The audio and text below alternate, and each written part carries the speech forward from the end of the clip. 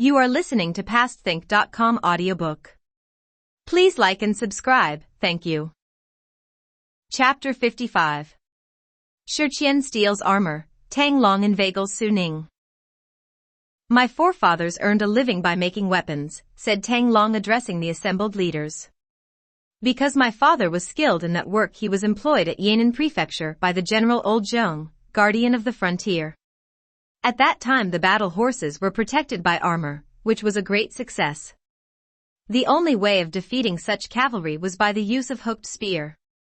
I know how to make those hooked spears, but am not experienced in their use. I have a cousin, however, who understands how to use the hooked spears, and he is a drill instructor in the army. He, however, has kept this knowledge to himself, and his marvelous methods are equally effective either with cavalry or infantry. Lin Chong asked, "Is that man not drill instructor Su Ning?" "Yes, that is the man," replied Tang Long. "If you had not mentioned it I should have forgotten all about him," said Lin Chong. "His skill is undoubtedly the most marvelous. I knew him well in the capital where we often compared our various methods. Only how can we get him to come here?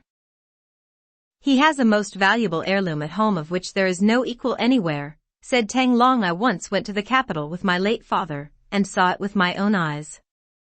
It was armor made of gold rings coated with swan feather.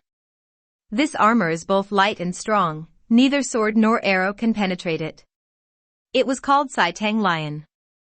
Many senior officials wanted to have a look of it, but he would not let them see it.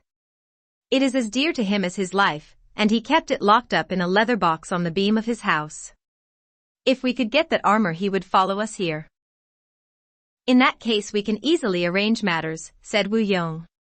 "We have a capable man here, and for this work we have use of Shiqian, the flea on the drum." Shiqian said, "If the armor is still there I could of course soon get it." "If you steal the armor," said Tang Long, "I will undertake to bring the man here." "How could you induce him to come here?" asked Song Jiang. Tang Long walked across to Song Jiang and whispered something in his ear. Song Jiang laughed and said, "An excellent plan." "For this we must send 3 men to the capital," said Wu Yong. "One of them is to purchase gunpowder, and the other 2 can bring the family of Lingjun here." Upon hearing this, Ping Qi stood up and said, "Why should not one man go to Yingzhou and bring my family here?" "Do not worry about that," said Song Jiang. "We will send a man for your family." He then instructed Yang Lin to go to Yingzhou to do that work. He also deputed Shui Yong and Li Yun to accompany Yu He and Tang Long to the capital, the former to bring Lingjun's family, and the latter to buy gunpowder. Shiqian, after making preparations, departed by himself for the capital. The other 4 followed some time afterwards. Shiqian duly reached the capital and stayed at an inn. The next day he inquired for Su Ning's residence, and one man told him, "Go through the barracks gate, and you will find his house. It is the 5th house on the east side. It has a black door." Shiqian did so, and duly found the house. He first examined it, both the front and the back door. There was a high wall all round the house with a 2-storied tower inside, besides which was a large beam.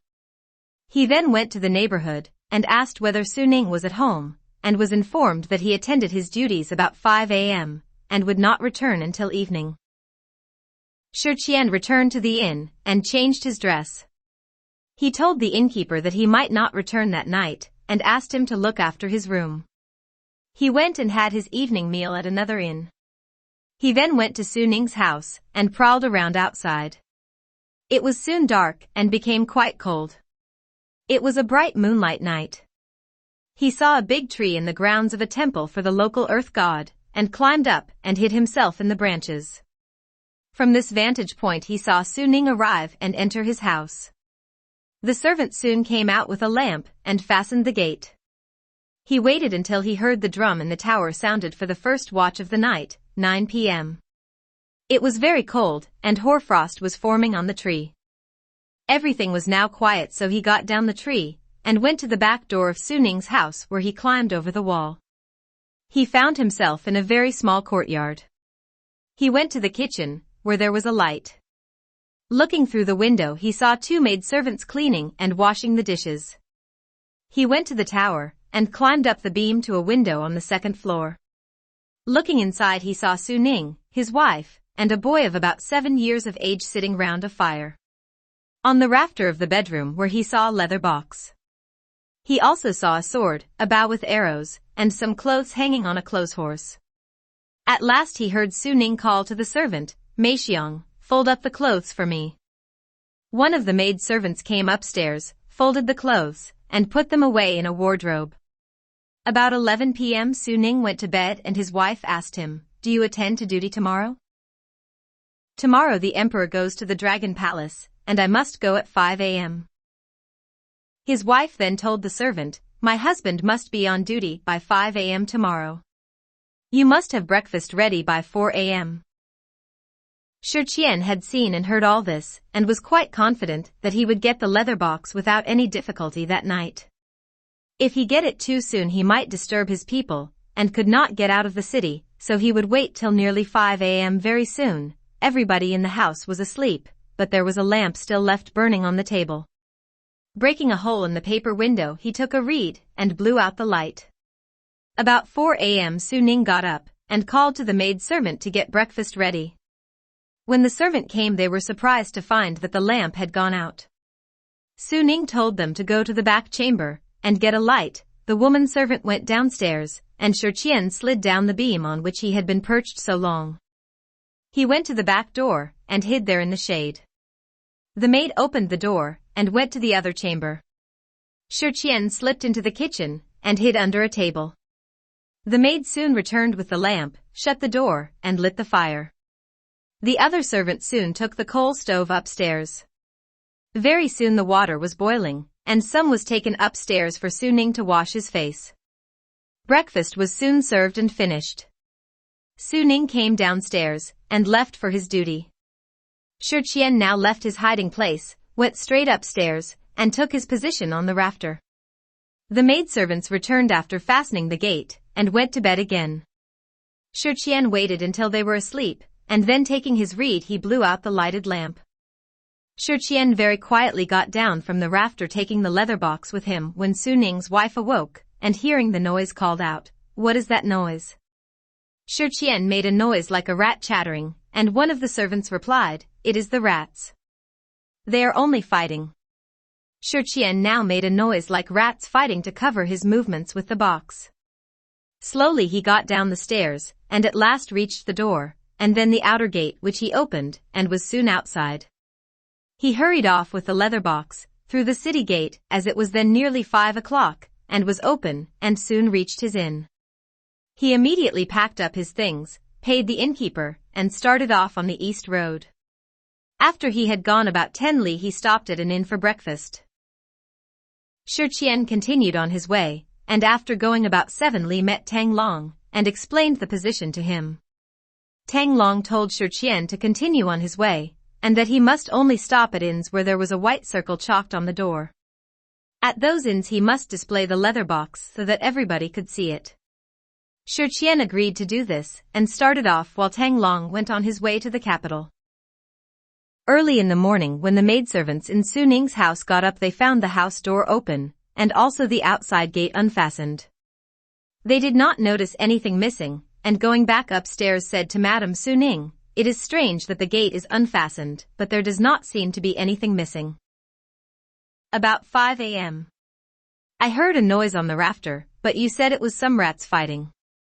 Go to see if the leather box is still there?" The servants looked up and were astonished. "We do not know where it has gone to." The wife upon hearing this got up quickly and said, "We must send a messenger to the palace to ask my husband to come back as soon as possible." The maidservant found a messenger and sent him off. When he returned he said that Su Ning was on duty inside the palace. Outside were guards who would not allow anyone to enter.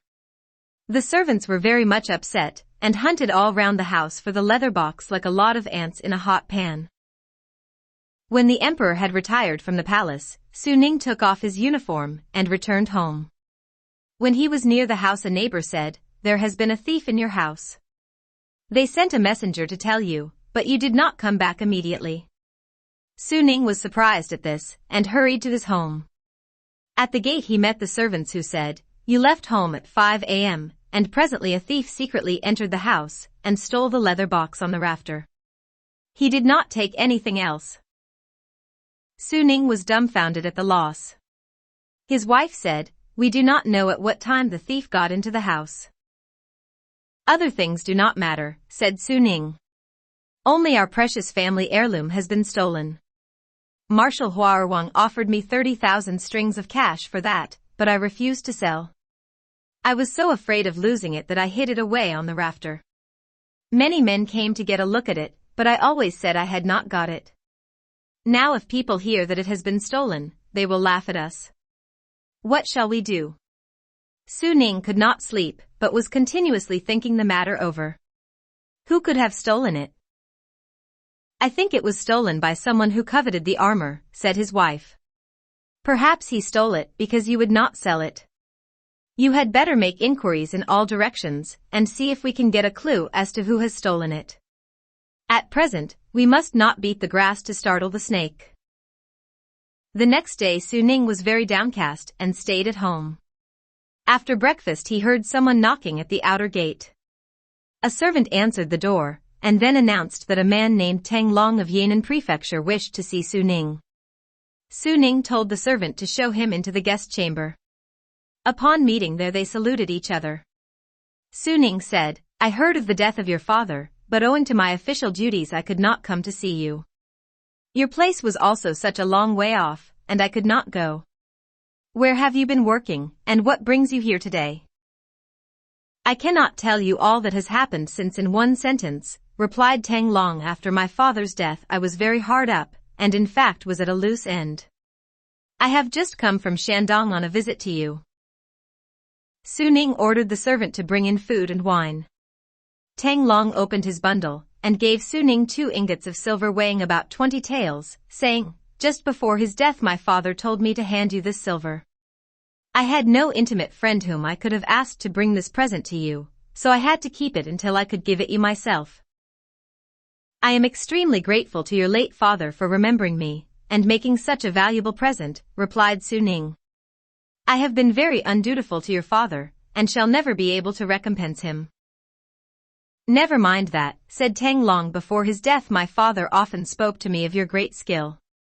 He could not come to see you as you lived so far away, so he decided to send you this thing as a memento."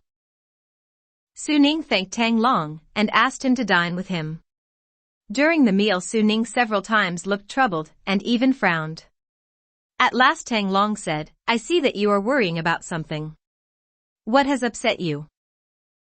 Su Ning sighed, "Younger brother, you do not know, but last night a thief got into this house." "Did you miss anything?" asked Tang Long. "He took the armor, which is our great heirloom. Because of that I am rather annoyed." "I remember seeing it some time before," said Tang Long. "It was a very rare thing. My father often spoke of it as a splendid work of art. Have you any clue as to who took it?" "The armor was in a box which I hid on the rafter of my own bedroom. I have no idea who can have stolen it." "What kind of box was it?" asked Tang Long. "It was red deerskin box, and the armor was wrapped in fine silk inside." Tang Long was startled. A red deerskin box. Outside covered with white silk embroidered with a design of clouds in green, and lions playing with a ball. "Younger brother, where did you see it?" asked Su Ning. "Elder brother, last night I stopped at an inn about 13 li from here, and there I saw an old man with a sallow complexion who was carrying such a box on a pole. At the time I particularly noticed the box and wondered what was inside. I even asked the man what was in the box. He replied that originally there was armor stored in it, but now there was only some clothes. That must be the thief with your box." I noticed that the man limped and walked along very slowly. "We must pursue him at once. If we succeed in arresting him it will be by heaven's assistance," said Su Ning. "We had better waste no time, but get away at once," said Tang Long. Su Ning quickly put on his boots and weapons, and left immediately with Tang Long. When they had gone some distance on the road they came to an inn with a white circle on the door, and Tang Long suggested that they might make inquiries there. They entered and sat down. Tang Long asked the innkeeper whether he had noticed a man with a red deerskin box. The innkeeper remembered the man well, and said he had been there the previous night. The two men started off again, and that evening they stopped at an inn which also had a white circle on the door. Su Ning wished to push on, but Tang Long said he was too tired. There again they made inquiries, and the waiter remembered the man, and even told them that the man had said he was going to Shandong. Then we shall overtake him, said Tang Long. After sleeping there the two men started off again early the next morning. Again they made inquiries at the inns on the way, and always got news of the deerskin box. As it grew dark they came to an old temple, and there they saw a man resting with a load under a tree. Su Ning ran forward and seized hold of Shi Qian, for he was the man. How brave you are! Why did you steal that box from my home? Wait a bit, said Shi Qian. Do not get excited. I stole the box, but what do you want me to do now? You have no decency, said Su Ning. How can you ask such a question? Well, look in the box, and see whether the armor is there, replied Shi Qian. Su Ning opened the box, but found it empty. Where is the armor? He asked. I will tell you, said Shi Qian. My name is Zhang De, and I am a Taiyan prefecture man. In our town is a wealthy man who is a friend of General Old Zhong, guardian of the frontier. He knew of the armor you had, and wished to present it to the general. But he knew that you would not sell it, and therefore engaged me and another man named Li San to go to your home and steal it. In getting the box I had a fall and hurt my leg so that I could not walk very quickly. So Li San took the armor away, and left me behind to bring the empty box. If you now beat me, or send me to the yamen I will not say a word as to where the armor has gone to. If you will forgive me I will go with you to get back the armor.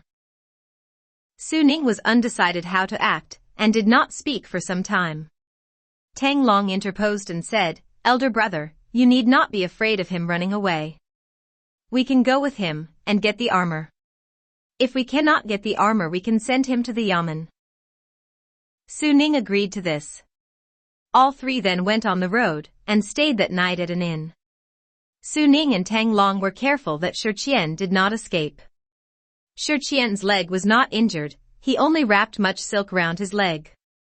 Because Shi Qian limped Su Ning at last decided that it was not necessary to watch him closely. The following day they traveled far. They came at last to a place where the road divided, and there they met two men pushing a barrow, accompanied by a man who simply walked. They stopped and saluted Tang Long who asked them what they were doing at that spot. The man replied, I have been trading at Zhengzhou, and am now on my way back to Taiyan. That is fine, said Tang Long, we are also going to Taiyan and wish to hire a barrow. Our barrow could carry all three of you, replied the man. Tang Long then introduced Su Ning, and told him that last year he had been to Taiyan on a pilgrimage, and while there had met this merchant, Li Rong. He knew him as a chivalrous man. In that case, said Su Ning, our man Zhang De can ride on the barrow, and we can make haste. This was done. On the way Su Ning asked Li Rong whether he knew a wealthy man, named Guat Taiyan. Li Rong said he knew him, and this settled Su Ning's mind as he felt that now he was sure to get the armor. That day they were not far from Liangshan Marsh, and they stopped on the road, while Li Rong sent his men to buy wine and food and bring it to them. When it arrived Li Rong took a gourd off the barrow, and filling it with wine offered it to Su Ning who drank it off. Li Rong was filling the gourd a second time for the others when apparently the jug slipped, and fell to the ground, and all the wine was lost. Li Rong shouted to his man to go and buy some more wine. Before the man returned Su Ning was foaming at the mouth, and was lying down on the barrow. Who was this man Li Rong? He was Yu He from Liangshan Marsh. The men now wheeled the barrow off with Su Ning, and soon reached Zhu Gui's inn. There they put Su Ning on a boat, rowed him across the lake, and carried him up the mountain. There they were met by Song Jiang and the other leaders. A drug was now administered to Su Ning, who recovered his consciousness. Seeing such a crowd of men all around, Su Ning asked Tang Long, "Brother, why did you deceive me and bring me to this place?"